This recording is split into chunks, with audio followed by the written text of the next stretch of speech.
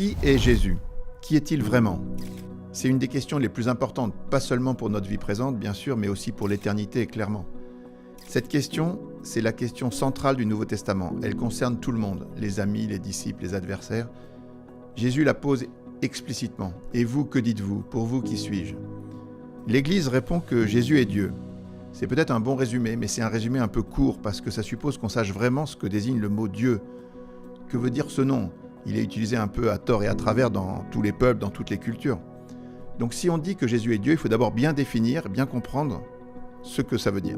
Et ça, la révélation de Dieu, ça a été l'objet de la révélation en Israël. À travers tout l'Ancien Testament, tout au long de l'histoire d'Israël, Dieu s'est révélé progressivement et il a mis en place tous les concepts, toute la grammaire nécessaire pour pouvoir un jour révéler pleinement le mystère du Christ. Dans l'Ancien Testament, qui est une préparation, Dieu se définit comme celui qui est, le Créateur, le Sauveur, le Seigneur, le Rédempteur, le Puissant, le Maître, le Juge, la Lumière, le Saint d'Israël, le Dieu d'Israël, le Roi, le Miséricordieux, le Vivant. Toute une série de concepts qui éclairent son mystère. On vénère aussi le jour du Seigneur, le nom du Seigneur, la gloire du Seigneur, le temple du Seigneur. Toutes choses qui parlent du Créateur et du déploiement de l'histoire sainte qui l'accompagne dans le temps. Et puis la loi, la Torah, enseigne qu'à lui seul peut être rendu un culte absolu, sans limite, un culte d'adoration. Voilà ce que dit l'Ancien Testament avec beaucoup d'autres choses. Mais ce qui est étonnant, c'est que dans le Nouveau Testament, la révélation va se poursuivre et s'achever en identifiant point par point à Jésus tout ce qui ne concerne que Dieu et qui est réservé à Dieu dans l'Ancien Testament. C'est fait de manière systématique et méthodique. Jésus est désigné comme celui qui est, le Créateur, le Sauveur, le Seigneur, le Rédempteur, le Puissant, le Maître, le Juge, la Lumière, le Saint d'Israël, le Dieu d'Israël, le Roi, le Miséricordieux, le Vivant. Vous voyez, c'est une accumulation exactement pareille. Tous les titres donnés à Dieu dans l'Ancien Testament sont attribués à Jésus par les évangélistes, les auteurs sacrés, les premiers chrétiens, qui étaient d'ailleurs tous des Juifs. Et dans cette logique, le jour du Seigneur, ça devient le jour de Jésus. On vénère le nom du Seigneur Jésus qui fait pendant au nom de Dieu, la gloire du Seigneur Jésus qui fait pendant à la gloire de Dieu, le temple qui est le corps de Jésus qui fait pendant au temple de Dieu, toute une série de concepts qui sont réservés à Dieu et qui sont attribués à Jésus encore. Et puis, on peut dire qu'au-delà de tout ça, tout ce que fait Jésus, son agir, c'est le même agir que Dieu. Il commande avec autorité au vent et à la mer comme le Créateur. Sa parole demeure comme demeure la parole de Dieu. Il est le maître du sabbat qui vient de Dieu, il est le maître de la loi qui vient de Dieu aussi. Il pardonne les péchés qui offensent Dieu directement, il demande qu'on lui donne tout à lui, comme seul un Dieu peut l'exiger. Il dit encore que sans lui, on ne peut rien faire, mais il n'y a que Dieu qui peut demander quelque chose comme ça. Donc toutes ces choses, et ses contemporains lui font bien remarquer, elles sont réservées à Dieu seul. Saint Pierre et Saint Paul, ils se fâchent quand on les vénère, et quand on se prosterne devant eux, ils disent « levez-vous ». Mais à l'inverse, jamais Jésus ne repousse quelque forme de culte ou d'adoration qu'on lui rend comme à un Dieu. Dès sa naissance, on vient l'adorer, les mages. On se prosterne devant lui alors que c'est réservé à Dieu. On tombe à genoux devant lui, on confesse son nom. On le prie. On chasse les démons au nom de Jésus alors que dans tous les exorcismes, dans tous les peuples, toujours partout, les exorcismes sont pratiqués au nom du grand Dieu. Très important, Jésus accepte toutes les formes de culte qu'on lui rend alors que la loi dit clairement « Tu adoreras le Seigneur ton Dieu, à lui seul tu rendras un culte ». Et en plus, Jésus demande qu'on croie en lui comme on croit en Dieu. Il guérit un paralytique, il lui dit « Est-ce que tu crois au Fils de l'homme ?» Et l'homme répond « Oui Seigneur, mais qui est-il pour que je croie en lui ?» Et Jésus lui dit « Tu le vois, lui qui te parle ?» Alors l'homme se répond « Oui, je crois » et il se prosterne devant Jésus. Vous voyez, il n'y a rien qui est excessif pour Jésus dans le Nouveau Testament. Il se présente comme le chemin, la vérité, la vie, la résurrection, l'alpha et l'oméga, le commencement et la fin, le Seigneur des seigneurs, le roi des rois. Tous ces titres qui sont réservés à Dieu aussi, bien sûr. En définitive, rien de ce qui appartient à Dieu seul n'est refusé à Jésus. Faites le test. Essayez de trouver une seule chose qui soit réservée à Dieu dans l'Ancien Testament et qui ne soit pas attribuée à Jésus dans le Nouveau. Tous les titres, tout ce par quoi Jésus s'est défini et caractérisé dans sa révélation à Israël dans tout l'Ancien Testament, tout est systématiquement attribué à Jésus dans le Nouveau. Et Jésus ne s'oppose jamais à ce qu'on le traite comme Dieu. C'est d'ailleurs exactement pour ça qu'il est condamné à mort. Toi qui n'es qu'un homme, tu te fais Dieu, vous avez entendu le blasphème. Donc, en fait, il y avait bien sûr un gros risque pour lui dès le départ. Le Fils éternel du Père ne peut pas dévoiler trop rapidement son mystère, sans choquer, sans risquer d'être immédiatement lapidé. Donc il a fait ça petit à petit, à partir de ses œuvres, mais en réalité, il n'a fait que ça, toute sa vie. Il s'est révélé. Ses actes, ses paroles dépassent tout ce qu'on pouvait imaginer d'ailleurs. Ils font découvrir, comme disait saint Paul, la largeur, la longueur, la hauteur, la profondeur inattendue du mystère du Christ. Jésus en rajoute et il dit « Je suis le pain de la vie. Pour aller à la vie éternelle, il faut me manger. Je suis la lumière du monde, je suis la porte des brebis. Nul ne va au Père sans passer par moi. Je suis le bon pasteur, je suis la vigne véritable. Et mon Père est le vigneron, je suis le roi des Juifs, je suis le premier, le dernier, le vivant. » Encore toute une série de titres qu'un Juif ne peut attribuer qu'à Dieu. Finalement, le Nouveau Testament fait aussi ce résumé de l'identité du Fils en l'appelant Dieu explicitement, mais il le fait en général sans article et sans attribut, c'est-à-dire que quand Dieu est sujet, c'est en général du Père qu'il s'agit.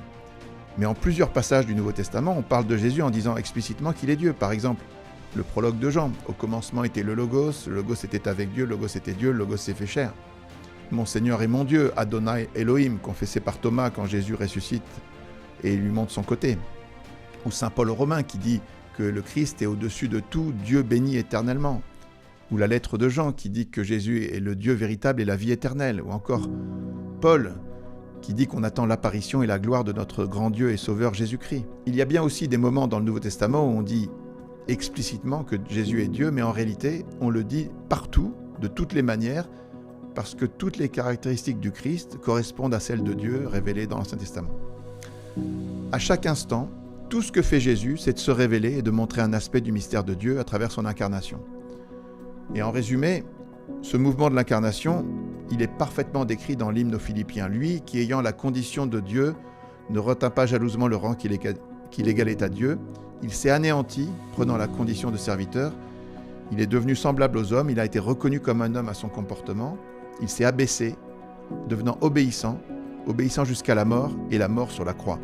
C'est pourquoi Dieu l'a exalté, l'a doté du nom qui est au-dessus de tout nom, afin qu'au nom de Jésus, tout genou fléchisse au ciel, sur terre et aux enfers, et que toute langue proclame Jésus-Christ est Seigneur à la gloire de Dieu le Père.